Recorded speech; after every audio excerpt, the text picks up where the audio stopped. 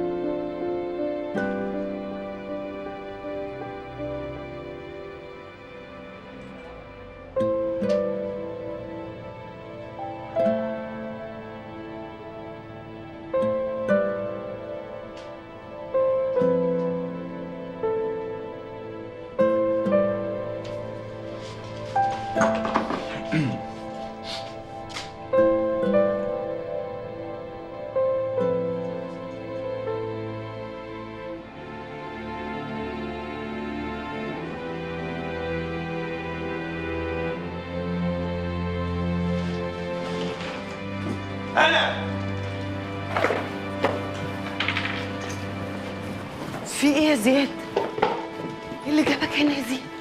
وديتيني في داهيه وعايشه حياتك هنا. انا ما كنتش هديله حاجه. بتتصرفي بدماغك ليه؟ كان هيقتل ماتسو. تتحرقوا انتوا الاثنين. انا هموت بسبب اللي انت عملتيه ده. مين دول اللي هيموتوك؟ قولي وانا هتتصرفي؟ انت مش فاهمه حاجه اصلا. توطي صوتك يا بني ادم انت واحترم نفسك. من فضلك يا استاذ مؤنس. جده سكيورتي.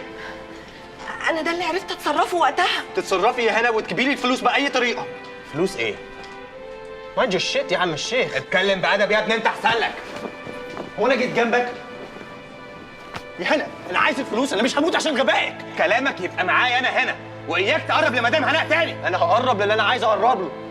كول 911. من فضلك يا استاذ مؤنس، من فضلك مالكش انت دعوه، انا هتصرف لو سمحت. بليز ليف هيم، بليز ليف هيم.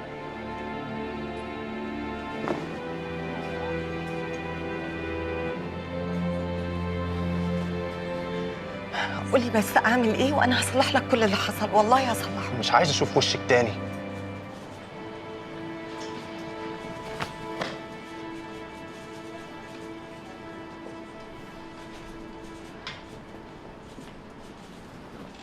Back to your seats.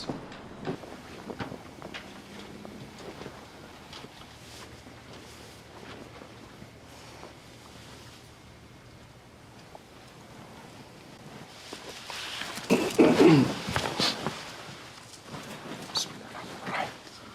استغفر الله العظيم، استغفر الله العظيم، استغفر الله العظيم، استغفر الله العظيم.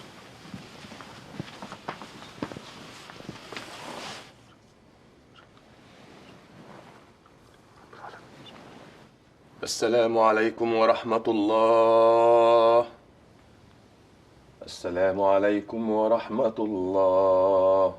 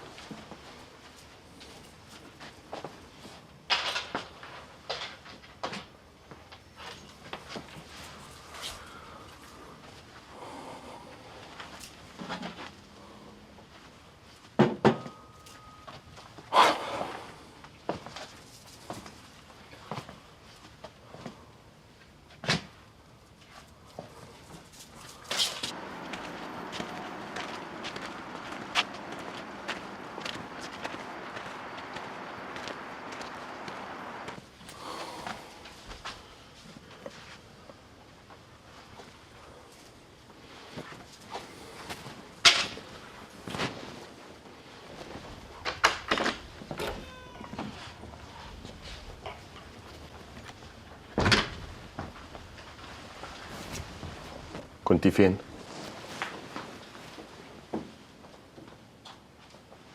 كنت في مشوار.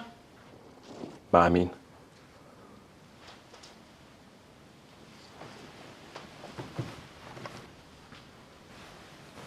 مش فاهمة قصد حضرتك.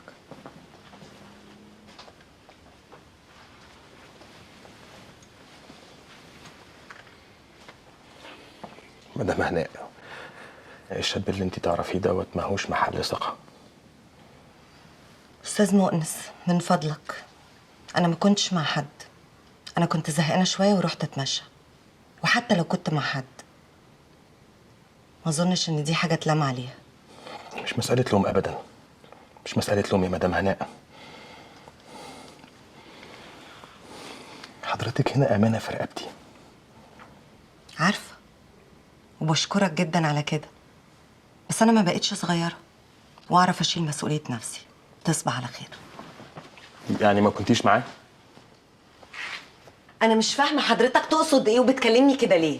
مدام هناء، حضرتك ما تعرفيش ان الولد دوت خطر ومش شبهنا وما يصحش مش أبداً. شبهك أنت. حضرتك أصلا ما تعرفنيش كفاية عشان تعرف إيه اللي شبهي وإيه اللي مش شبهي، صح؟ صح. أنا فعلا ما أعرفكيش كفاية، بس أعرف كويس قوي إن هو اتهجم عليكي وأنا الوحيد اللي وقفت له، وبعد ده كله تروحي في صفه وتخرجي معاه من ورايا. من وراك؟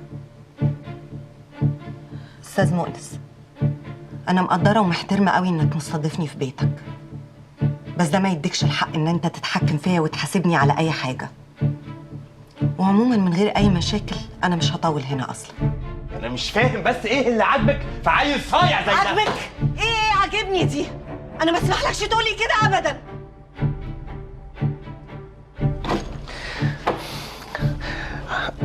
عندك حق. لا حول ولا قوة إلا بالله. أنا آسف، آسف. لو عندك حرج بسبب المسؤولية اللي جوزي رماها عليك فأنا بحلك من أي حرج وأي مسؤولية، لأن أنا مش متأكدة أصلا إني هكمل معاك. مدام هناء، من فضلك ارجوكي بطلي بقى تلمحي كل شويه على موضوع اني بتجسس عليكي ده. انا بحاول احافظ عليكي من الحياه اللي مش مظبوطه ديت وابعدك عنها. أنا حرة، سواء في البيت ده أو حتى مع الشيطان نفسه، فأنا حرة. أنا من بكرة هدور على مكان عشان أنقل فيه. لا ليه انا ما قصدتش. انا بس كل اللي عايزك تعمليه. مش بمزاجك، مش بمزاجك. انا قلقان عليكي من الولد ده. وأنا بقى مش مطمنة وأنا قاعدة هنا. مش مطمنه ازاي وانت تحت عيني؟ عشان بتراقبني. لا، علشان بحبك.